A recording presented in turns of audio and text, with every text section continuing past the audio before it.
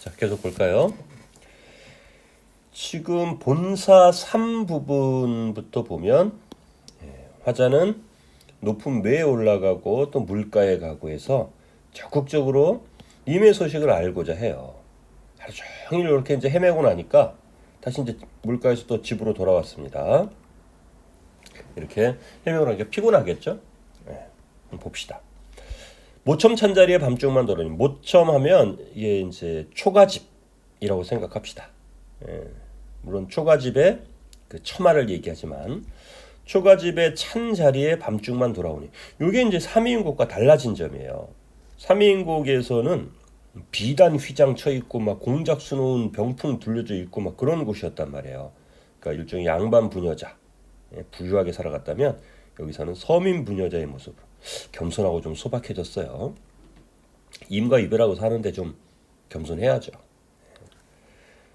밤중만 돌아오니 밤벽 청등은 누구를 위해 밝았는가? 벽에 걸려있는 청등이란 뜻입니다. 누구를 위하여 밝았는가? 의미 없다는 얘기예요. 이게 그냥 임이 있어야 이 청등도 그 제대로 기능을 할 텐데, 임 없는데 등불만 밝으니까 저건 나한테 아무런 의미가 없다, 뭐 이런 얘기입니다. 오르며 해 뜨며 반이니, 이게 뭐였어요? 오르며 해 뜨며 반이니, 낮에 아까 산을 오르고 내리고 강가를 헤매고 방황하고 그런 부분이죠. 그랬더니 적은덧 역전해. 적은덧은 자주 나옵니다. 요거 고전문문에 잠깐 사이에 이런 뜻이에요. 잠깐 힘이 다해서 풋잠을 잠깐 드니 정성이 지극하여 꿈의 님을 보니. 꿈 등장했는데 이 꿈은 님을 보는 시간이고 공간이에요. 그러니까 현실에서 님은 보지 못했잖아요.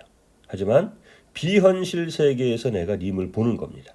근데 왜 비현실 세계인 꿈에서 님을 볼 수 있어? 정성이 지극하니까. 임을 보고 싶은 그런 마음이 지극하니까 비현실 세계에서 일종의 보상을 받는다 볼 수 있습니다.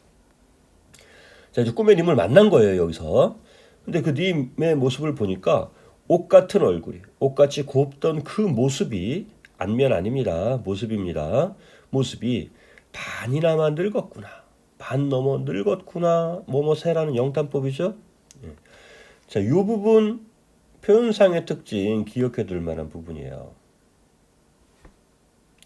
이게 꿈속에 님을 봤더니 너무 늙었어 지금. 이게 늙어서 추하다는 게 아니라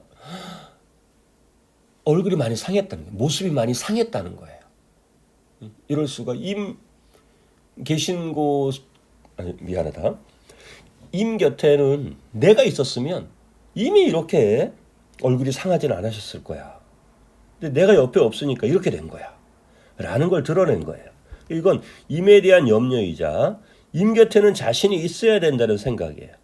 더 나아가서 보면 지금 임 곁에서 이 보필하고 있는 인간들 도대체 뭐 하는 거야? 왜 임을 이렇게 힘들게 만들어놨어? 이런 게 들어있는 거죠. 그러니까 이걸 이 정치를 대입해 보면 이미 임금이니까 임금 곁에 있는 신하들이 지금 임금을 잘 모셨다 못 모셨다? 잘 못 모셨다. 이런 것도 들어있는 겁니다. 역시 임 곁에는 내가 있어야 돼 라는 생각과 지금 임 곁에 있는 놈들 제대로 하는 게 없어 라는 의미가 들어있다는 거죠.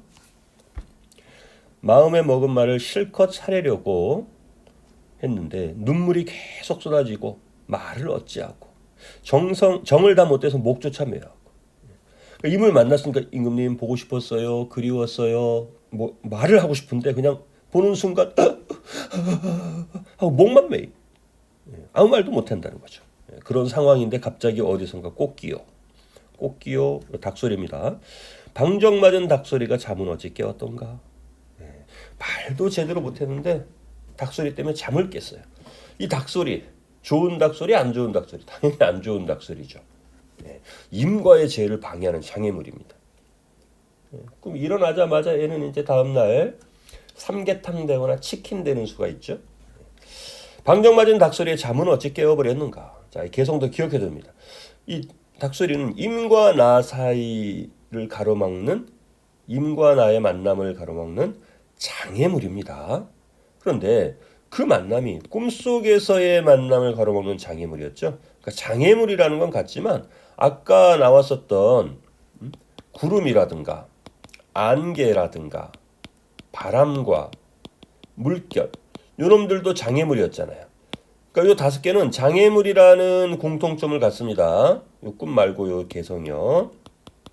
그런데 이 중에 가장 이질적인 거 차이가 나는 건 뭐예요? 개성이죠. 얘는 꿈속에서 죄를 가로막는 거고 요건 현실 세계의 어떤 간신 이런 의미를 띈다고 볼 수 있습니다. 개성은 뭐 간신이라고 보기까지는 어렵고요. 여기까지가 본사였습니다. 이 본사에서의 마지막 부분을 보면 독수공방하는 슬픔 이런 게 나왔어요. 자, 마지막 결사 부분 한번 봐보죠.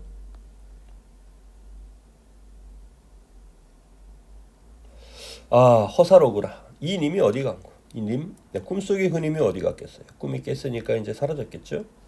결에 일어나, 잠결에 일어나, 꿈결에 일어나 앉아 창문을 열고 바라보니 어여쁜 그림자 날 따를 뿐이로구나. 자, 여기 그림자가 나왔는데요.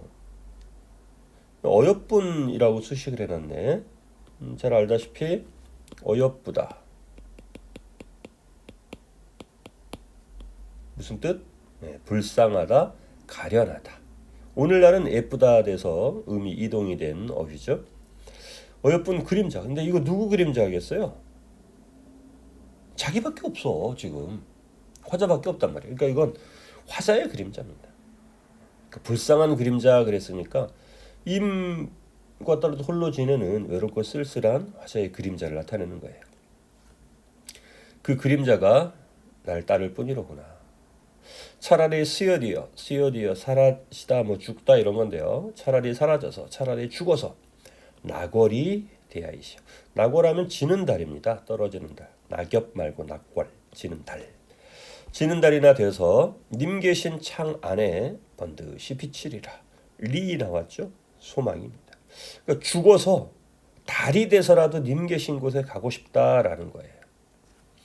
이걸 그림으로 한번 또 그려봐야죠. 그림을 워낙 잘 그려가지고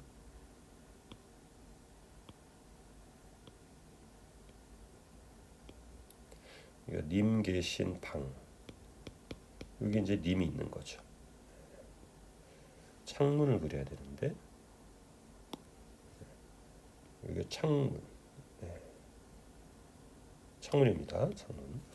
그럼 낙월이 되면 어떻게 되느냐? 달이 이렇게 있을 거 아닙니까? 달이 쭉 져요. 하늘 높이 뜬 달도 비치겠지만 그래서 떨어지는 낙월에서 님 계신 곳을 이렇게 비치고 싶다라는 겁니다.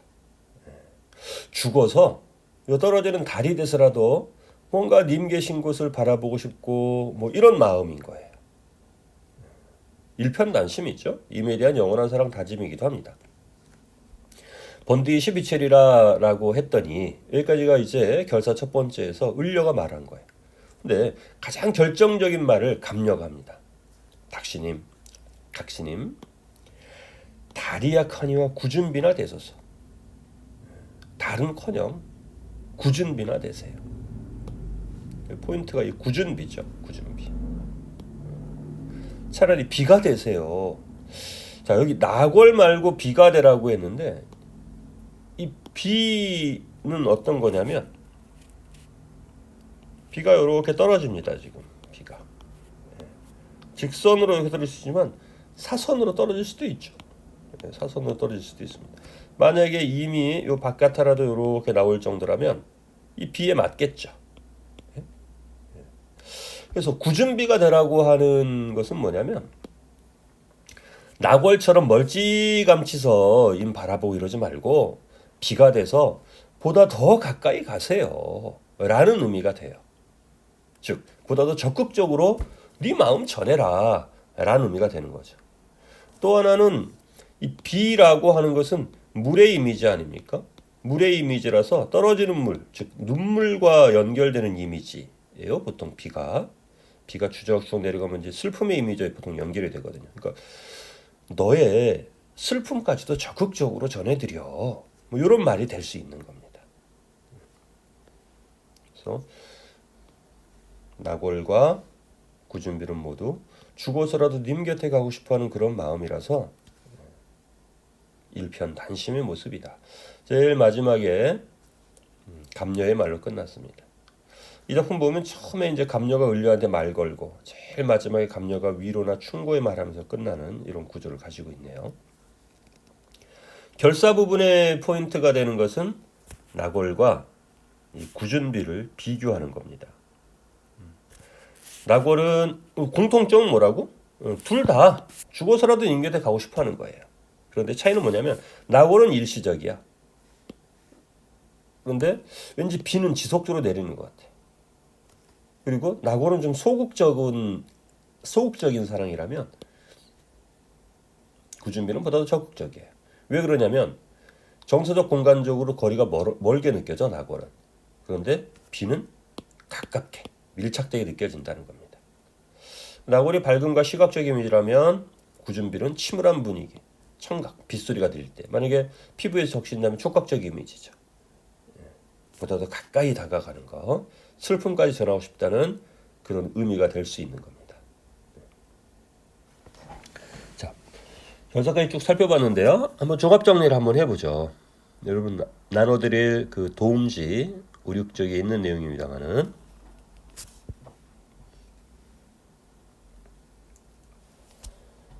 늘 그렇지만 오늘도 이 새벽 5시 38분 지금 혀가 협조를 잘 안 해줍니다. 입술과 혀의 이 부조화 때문에 발음이 자꾸 뭉개지네요. 송민곡의 구조 부분인데요. 이거 봅시다. 서사, 본사, 결사의 3단 구성이에요. 서사에서는 임과 이별한 사연이 나왔고 본사에서는 임에 대한 사랑과 그리움을 절절히 노래한 다음 결사에서는 죽어서도 님을 따르겠다는 이 서사, 본사, 결사를 보면 굉장히 단순한 내용과 구조라는 걸 알 수 있습니다. 그런데 이 작품의 큰 특징이 대화 구조로 전개된다 그랬죠. 서사에 보면 감녀가 질문하잖아요. 너 백옥경에서 본 적 있는데 너 왜 여기 있어? 그래서 을려가 답변하기를 내가 다 내 잘못이에요. 조물주 탓이에요. 뭐 임과 이별한 사연을 이야기합니다. 그리고 본사에서는 감녀가 그렇게는 생각하지 말아라고 위로하니까 을려가 하소연을 엄청 길게 해요. 결사까지 넘어가서도 하네요. 첫 번째 염려가 이제 님에 대한 첫 번째 하소연이 님에 대한 염려, 두 번째는 임 소식을 알고자 하는 적극적인 마음, 그리고 마지막에는 방에 돌아와서 독수 공방하는 외로움과 꿈속에서 재회. 결사에서는 을려가 이제 죽어서도 님 따르겠다. 뭐가 돼서 나골이 되어서라도. 했더니 감녀는 구준비 되라고 위로해주는 그런 말이었었어요. 전체적인 흐름 파악됐죠? 자, 송민곡에 나와 있는 두 화자의 성격. 요 이제 수능에서도 물어볼 만하지만 내신 서술형에서 거의 100% 물어본다고 생각하면 됩니다. 감녀, 우리가 이제 편의상 감녀, 을려 이렇게 나눴는데 감녀는 을려 하소연을 유도하는 거, 작품을 더 극적으로 결말짓게 해주는 거. 을려는 감녀의 질문에 응해서 하소연하면서 작품의 전체적인 내용을 주도하고 있어요.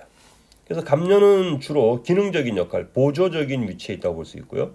을려는 주제 구현을 하는 중심하다고 볼 수 있습니다.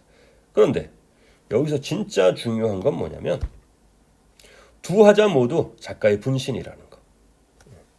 마지막 부분에 보면 감녀가 가장 결정적인 말을 해요. 구준비나 되세요. 이게 정철이 가장 하고 싶었던 말일 수도 있는 겁니다.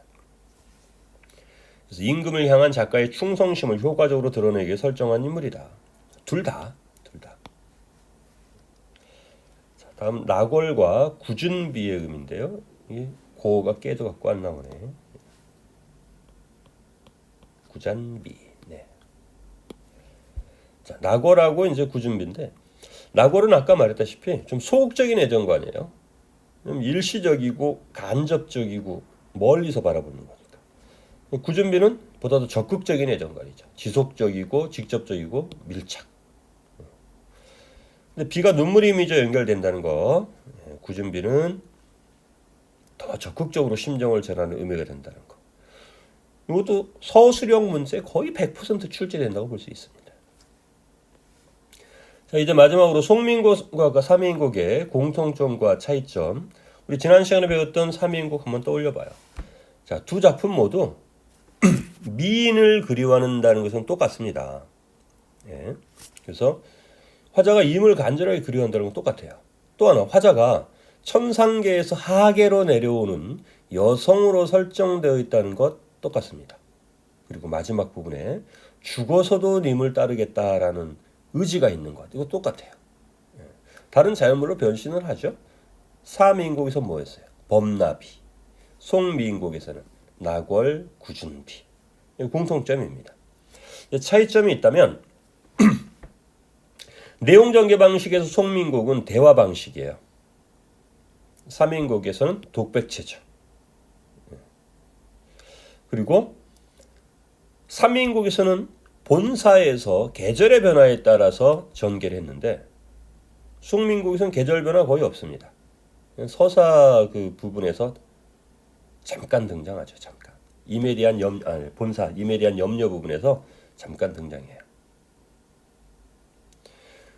오히려 전체적으로 보면은 집에서 외, 강, 집 이런 식으로 이동을 하는 것은 나와요. 공간 이동이. 표현에도 차이가 있어요. 우리 삼인국 읽어봤을 때 한자 표현이 좀 많았거든요. 중국 식구 인용도 간용했었고. 근데 속미인국에서는 우리말 표현이 좀 더 많아졌습니다. 화자의 태도의 큰 차이죠. 삼인국에서는 좀 소극적인 여인의 모습으로 나왔다면 송민국에서는 적극적인 이런 태도를 취합니다. 어조도 보다도 직설적이고 소박한 서민 여성의 목소리처럼 나와 있다는 게 차이점이에요. 자, 이상 속민국 본문 해설과 핵심적인 포인트들 한번 짚어봤습니다. 잠깐 쉬었다가 문제풀이로 들어갈게요.